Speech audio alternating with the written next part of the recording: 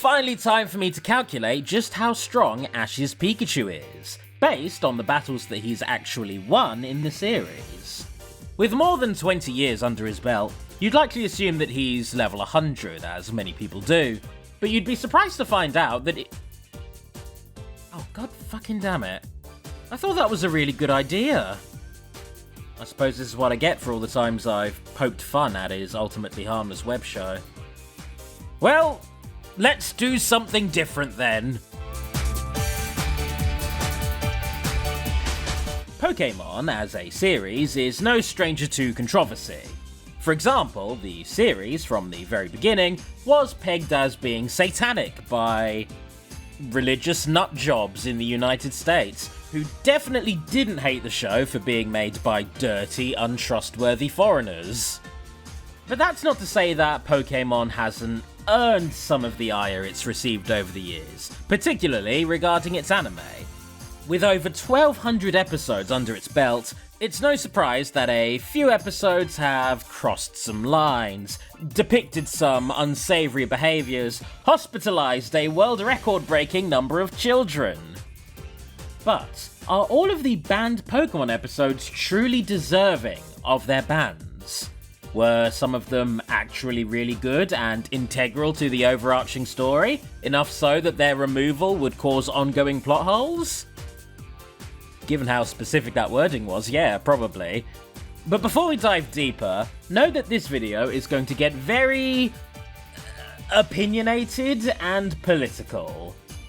You know, it is about censorship and how different cultures approach it, so yeah, that's kind of inevitable, sorry up front.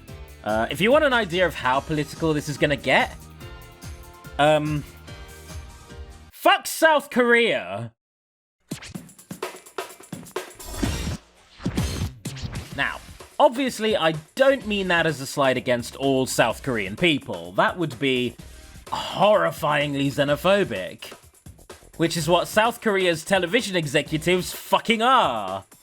Or their laws, or their politicians. Basically, whoever decided that any depiction of Japanese culture in the Japanese show set primarily in a fantasy Japan would cause for an immediate ban.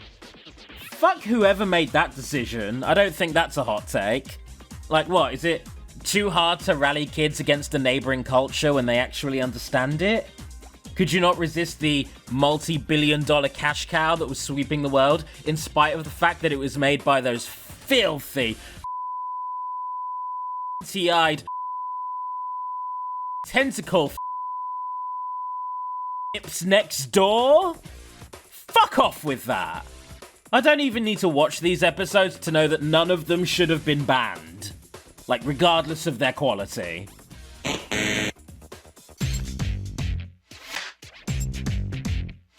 Oh, don't think you're exempt from getting a bollocking, Japan. I saw what you did with Pikachu and Pichu. So this was one of the Pikachu shorts, and it's honestly adorable. I mean, of course it is. It's Pikachu hanging out with the Pichu brothers, but have a little watch of it and see if you can figure out the bannable offense. これはピチューです。元気がありそうですね。ピカチュウと一緒に遊びたいんでしょうか。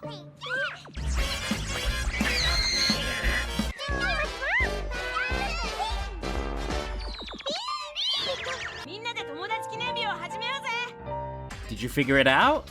Well, if you said that the narrator, right at the beginning of all of those clips, got arrested for drug possession, you'd be absolutely right. Now, if you were to then go on to ask me why that calls for a full-on ban of the cute electric mouse cartoon, which itself did nothing wrong, yeah, I'd probably be right there with you. Now, I did assume at first that Japan was just having a hissy fit about one of their celebrities smoking the devil's lettuce, which is often met with unnecessary scorn, blacklisting, and baffling censorship. But I actually looked further into it. It was meth. Now, you should not be on meth while raising a child.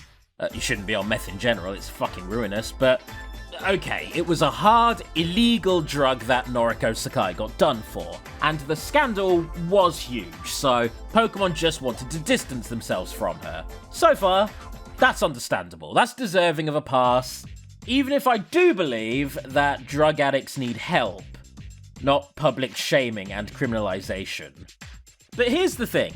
The scandal happened in 2009, and after a delayed sentence of 3 years, which, wow, those must have sucked, she served 40 days behind bars before paying a $60,000 bail, promising, in her exact words, to repent and atone for this crime for the rest of her life. She then went on to study welfare and nursing, and engaged in an educational tour to teach people about the hazards of drug addiction. So, is that not enough for you, Pokemon? What, do you think drug users are completely unforgivable? Personally, I think Noriko Sakai can fuck off forever, not because of the meth, but because she released an NFT last year. But Pikachu and the Pichu brothers? They don't deserve to be buried in their home country over an old scandal that only existed because of said country's gross demonization of drug addicts. That's a load of shit, and so is this ban.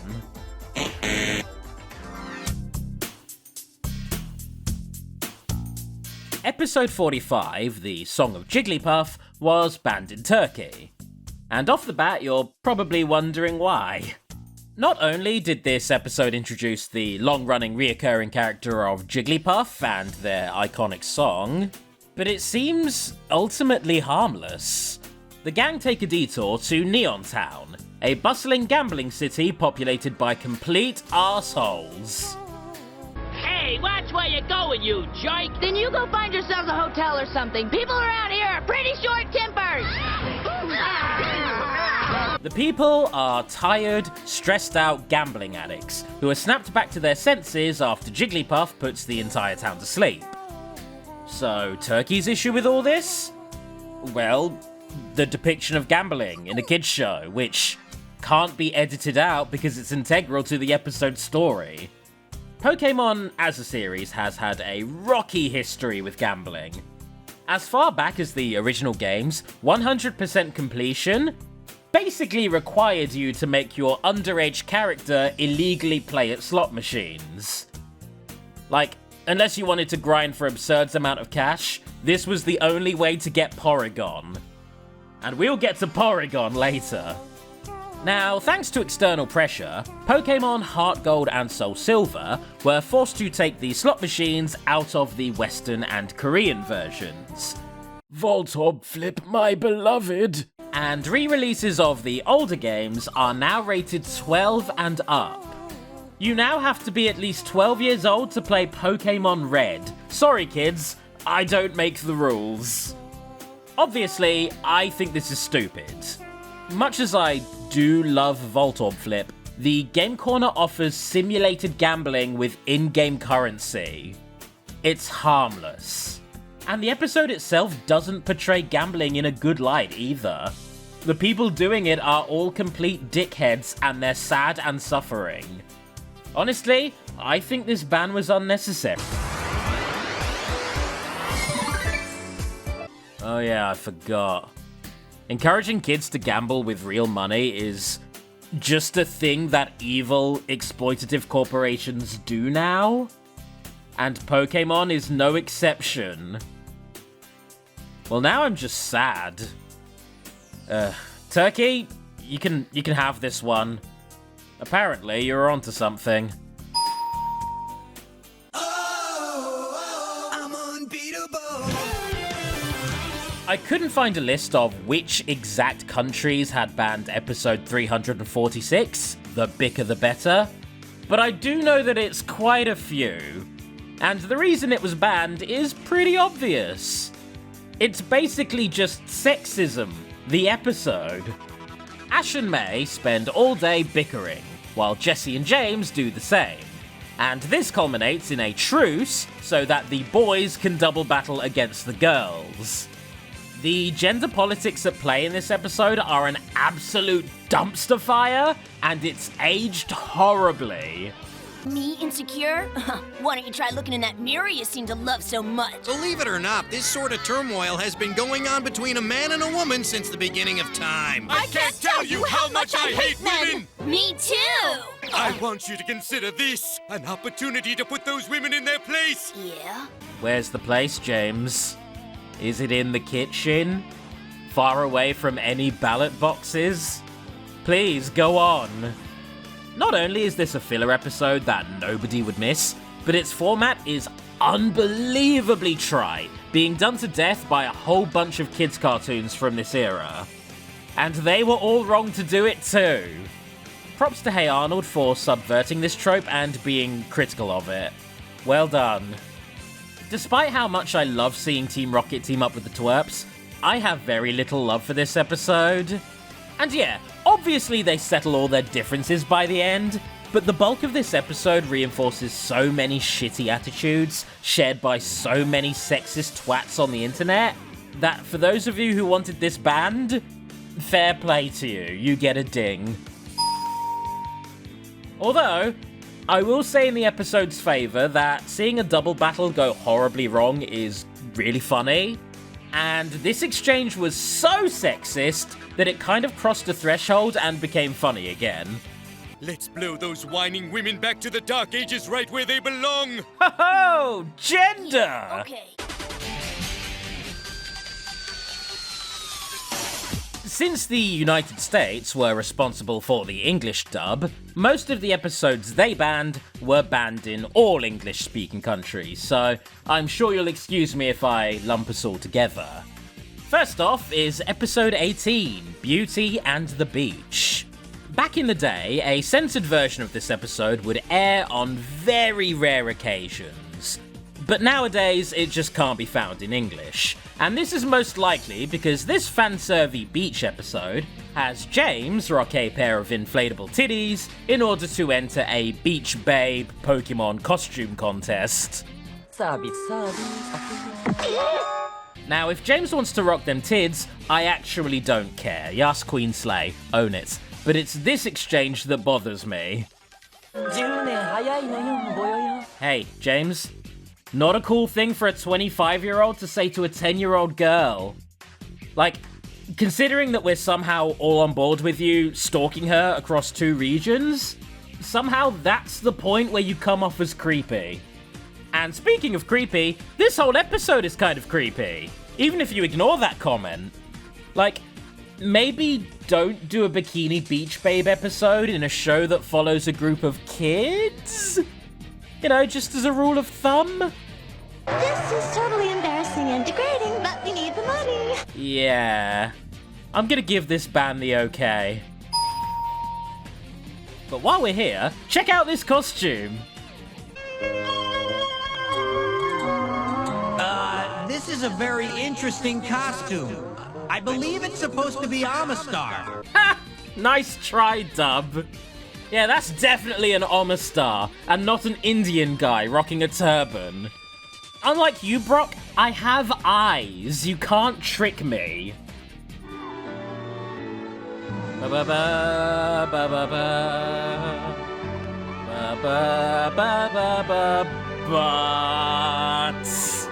despite watching Pokémon every single week as a kid, there was one point in the series where it felt like we, the viewers, were being continuously pranked by an ongoing gag, where everyone would talk casually about Ash's army of 30 Tauroses. This lost piece of my childhood, which I spent ages thinking was because I missed an episode, filling my younger brain with paranoia and FOMO every time those goddamn bulls were mentioned, was actually down to the banning of episode 35, The Legend of Dratini. And surprisingly, the ban wasn't down to the tickle torture robots. You're welcome, somebody out there. No, it's because Kaiser, the overprotective Safari Zone warden who wants to protect Dratini from overambitious trainers, does so with a goddamn revolver. which he lovingly names Thunderbolts. He spends most of this episode threatening people with guns, being threatened with guns, and, of course... Anyway, I started blasting. Bang! Bang! Well, I don't see so good, so I missed. Then they ran away. I ran after them. Okay. Bang! Try to shoot them in the back. Now, in a world where you can summon giant monsters to mess people up with elemental abilities, a gun probably isn't a massive deal, all things considered. I'd sooner be hit with a stray bullet than a level 100 hyper beam. But in a country where guns are considered to be an inalienable right, in spite of the fact that they're the root of constant accidents and mass shootings, yeah, they kind of are a big deal. If you can believe it, this episode, which is not only pretty good in its own right, but also introduces the running joke that would stick with these series for years, and prove important when he brings Tauros along to the Pokémon League, was banned in America because of its depictions of guns. Which is kind of like being banned in Britain for depicting tea and crumpets. Now, it could be argued that in the US, it would be easier for a kid to emulate this scene, resulting in a genuinely horrible tragedy. But, for obvious reasons, I'm not cursed with US patriotism brain rot, so I can say with confidence that maybe kids should never have access to guns in the first place. So yeah, I'm just gonna give you a moment to bask in the cruel irony of this dipshit decision. Or a moment of silence for all of the kids who died in this week's school shooting. It's up to you, really. Holiday Hijinks, Stage Fight, the Mandarin Island Mismatch, and the Ice Cave. Oh, boy.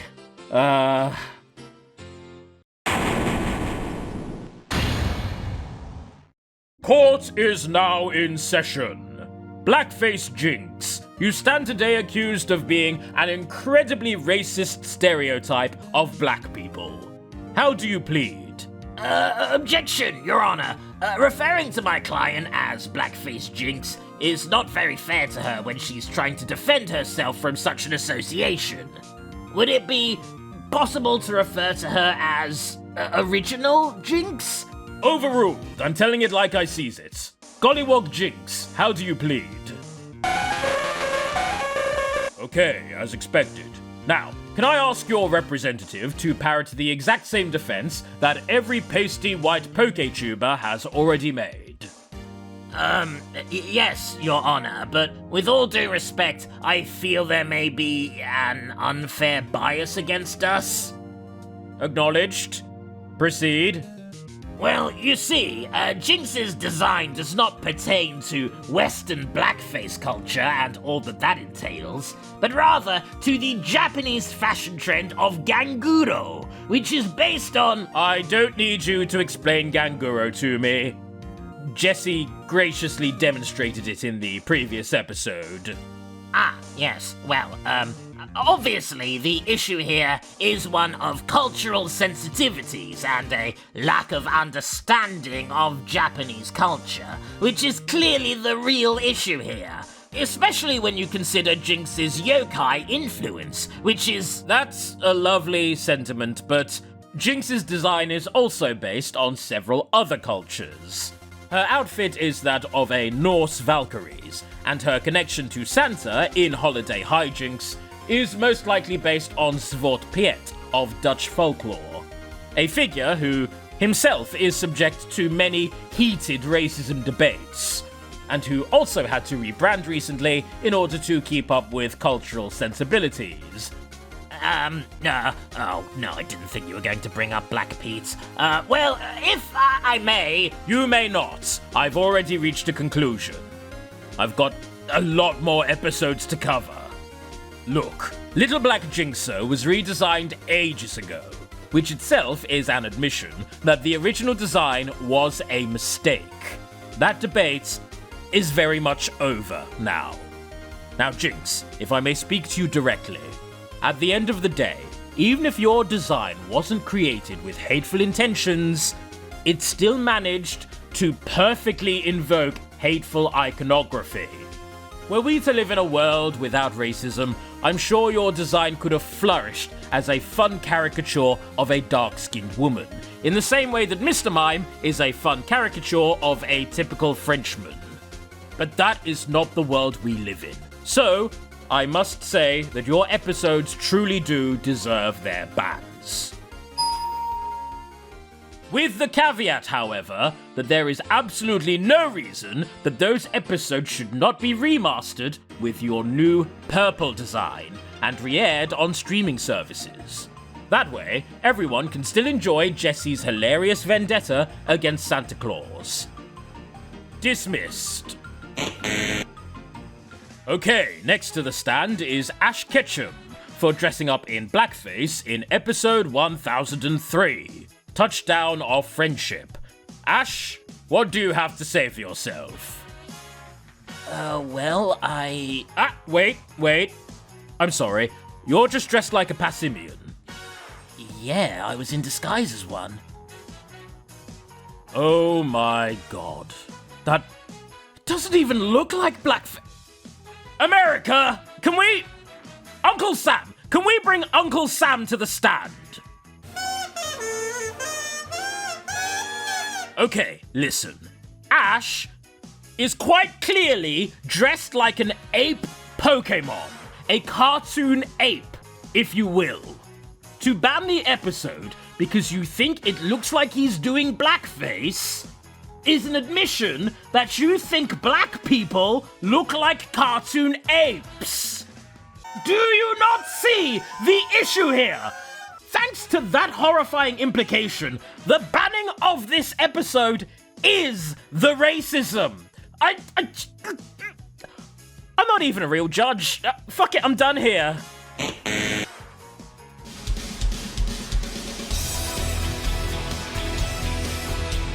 Yes, not all bans stuck permanently, but I still believe that temporary bans warrant discussion, and discuss them I shall.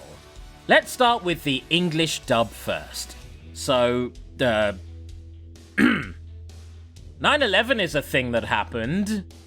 In response to the September 2001 terror attacks, 2 episodes were taken out of syndication in the United States. Episode 19, Tentacle and Tentacruel, and episode 23, the Tower of Terror. Now, I was going to be sensitive about these, but the amount of human suffering perpetuated by the US in response to these incidents far outweighs the pain caused by 9/11 itself at this point. So let's just sharpen the old claws, why don't we? Of these 2 bans, Tentacle and Tentacruel is the one I'd argue as being at least a little justified. Almost. The episode features a lot of buildings getting pulverized by a kaiju Tentacruel, and you know what? Yeah, this probably isn't what a freshly traumatized nation wants to see. But counterpoint, does this shot look familiar to you? This is in the intro!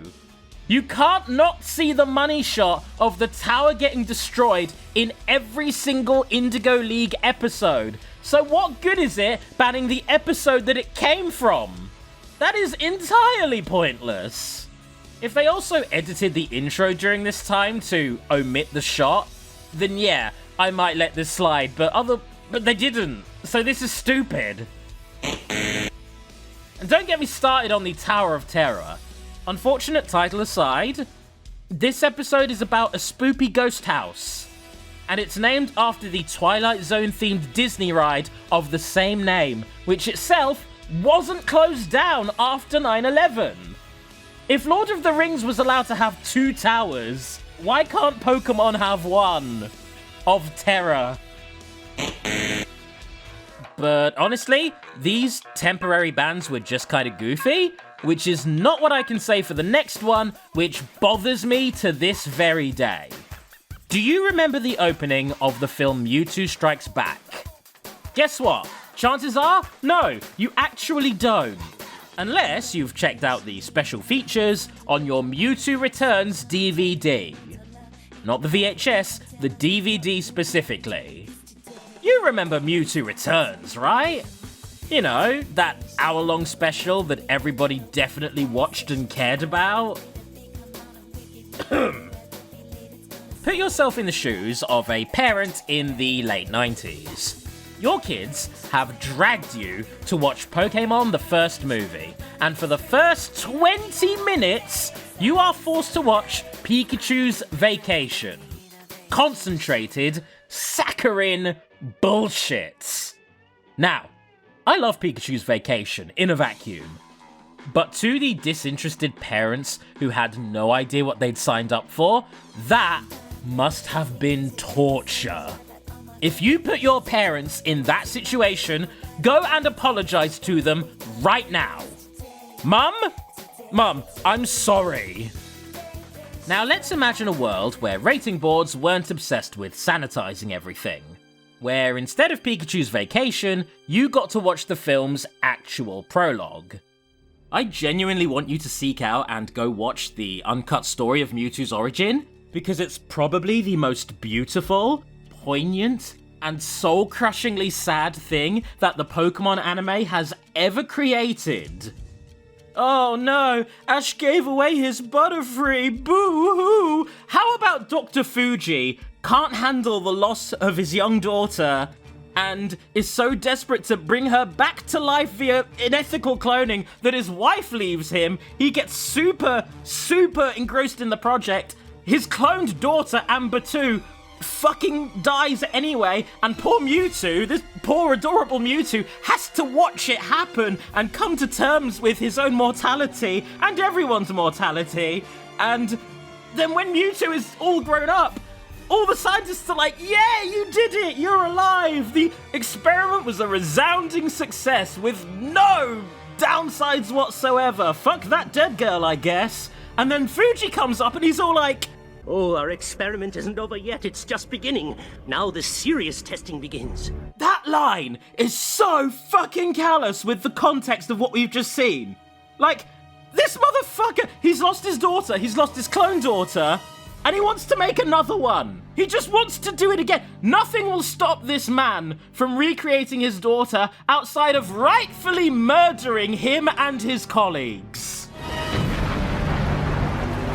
I had to go off script for this, obviously, you can probably tell. I hope my passion came through. Without the context of this opening, Mewtwo just seems unhinged for no reason. Like he's just mad because the scientists care more about their science than him, which probably doesn't warrant murder. But the way that they callously disregard Amber 2 and the clone starters, expunging Mewtwo's memory of them, but leaving the emotional scars? Yeah, the rest of the film kind of needed that context. Of all the bands in this video, this one, despite only being temporary, cuts me the deepest, because even when they did release it, it was in the most squirreled away, hard-to-find fashion, and most people still haven't watched this. The fact that it isn't even included in the CGI remake is nothing short of a crime.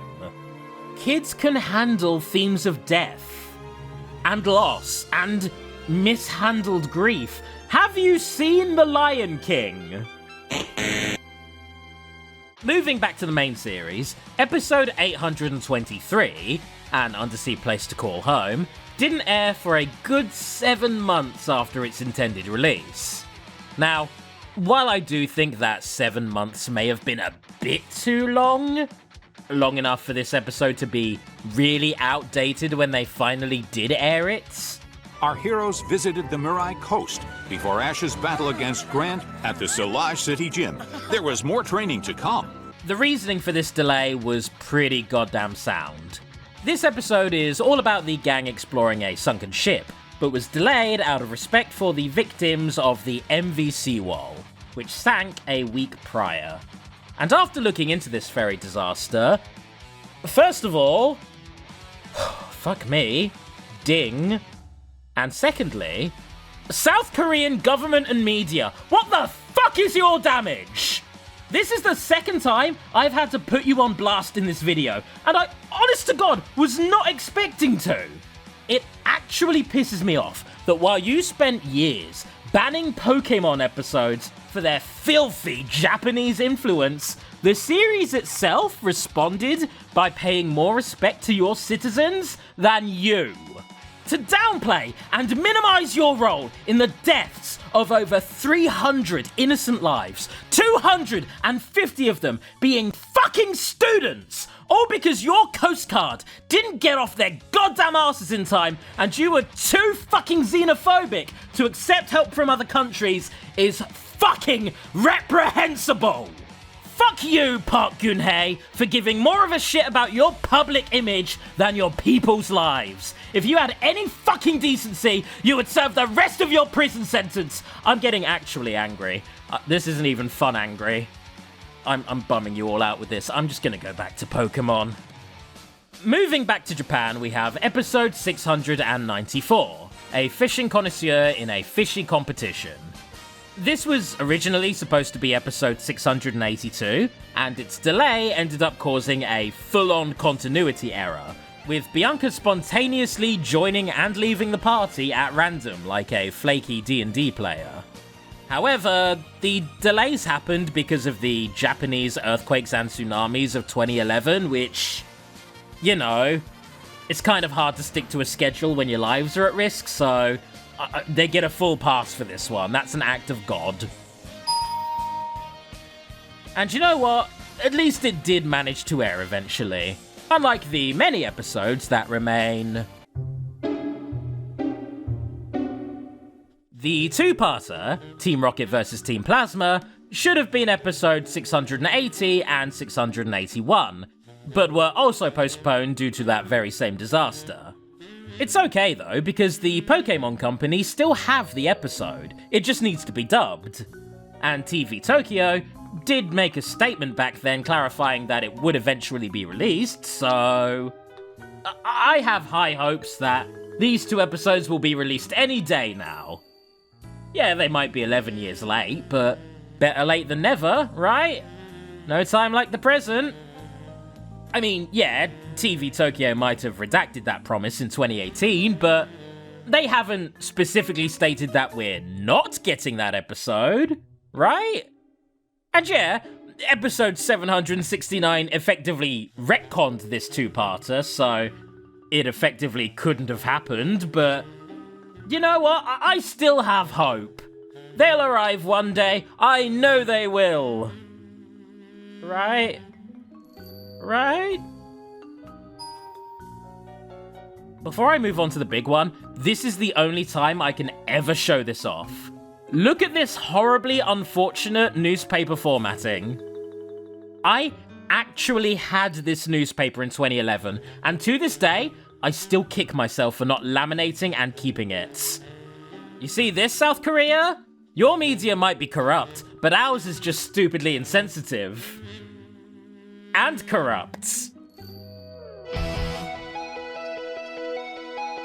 Electric Soldier Porygon. You all knew I'd be discussing this. I reference it every single time a 90s anime hits us with flashing lights. But it bears talking about. It sent at least 685 Japanese children to hospital with epilepsy symptoms. It forced the show into a hiatus for 4 months. And obviously, yeah, the ban is incredibly justified. When you've established a world record for people hospitalized by an episode of television, yeah, re-airing the offending episode, even with visual fixes, would be disrespectful at the very least. But there's more to this story. Of course there is. Of course there's more to it. There's one more ban that we need to discuss. A ban tied to this very episode, and a ban that often gets overlooked.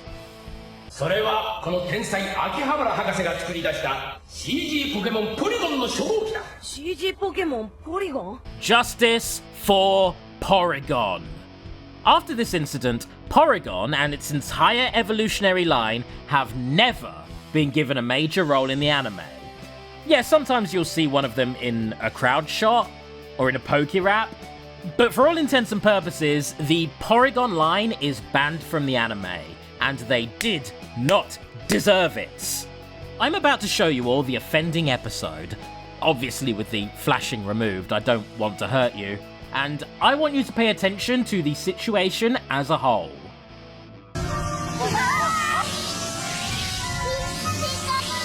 So first of all, for context, the gang are troned into cyberspace in order to stop Team Rocket from stealing Pokémon digitally. Pretty simple stuff, really flexing on their closest competition. However, before they finish doing so, Nurse Joy hires this tech support guy to install an antivirus, which will indiscriminately kill any foreign programs, digitized humans included.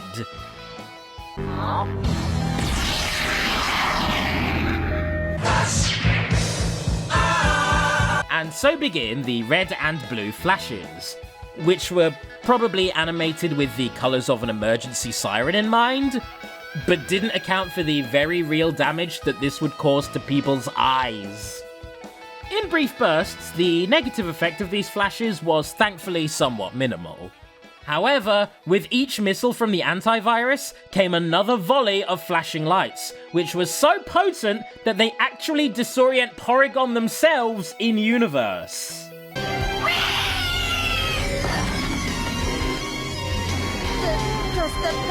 After saving Team Rocket from the antivirus, Porygon, who, keep in mind, has done nothing but try to evade the cause of the strobe effect, is exhausted. They can't get away from the final two missiles before escaping from cyberspace. The very two missiles that would prompt a flood of calls to the emergency services in real life. So, what do you think happens here? Surely Porygon is the one who sets the missiles off, right?